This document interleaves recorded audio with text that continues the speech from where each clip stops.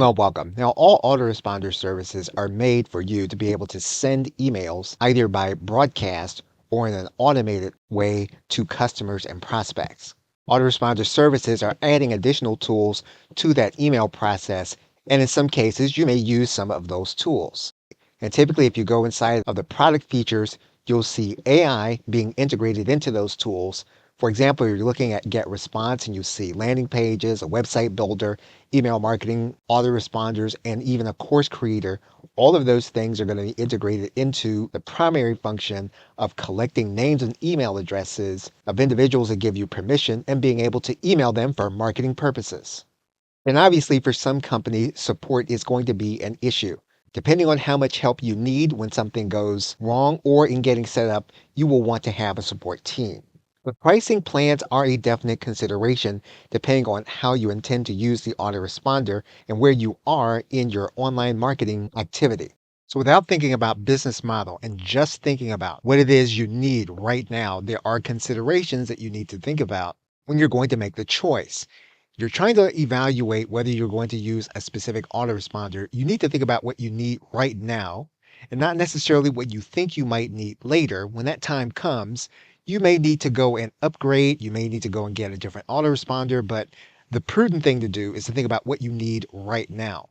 Do you need extra features in an autoresponder? Things like landing pages and all the other extra things that you're going to need other than sending emails. Very important consideration when you're thinking about price. Do you need to have automations? Do you need your email to do different things once the person is already on the list?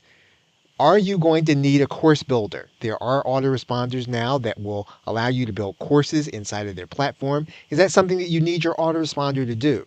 Is it something nice to have or do you need it? Do you need a website builder? Autoresponders will allow you to build a website. Again, it's important for you to understand, is that something that you need to run your business? Do you have that already? Is that something that you're doing in another part of your business? It's a consideration if you need it inside of your autoresponder, but if you don't, is it something that you're going to want to pay for?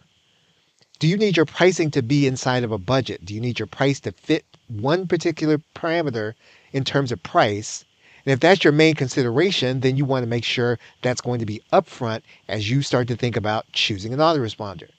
Do you need to have your list segmented? And do you need to have tags? Is that something that your autoresponder does? All these are going to be things that are based on what you see in the features. Some of these things you may not even know right now if you need them. However, you do want to make sure that you're thinking about what you know you need right now and going to get it inside of your autoresponder as you pay. Okay, so with that, thanks, and I will see you in another video.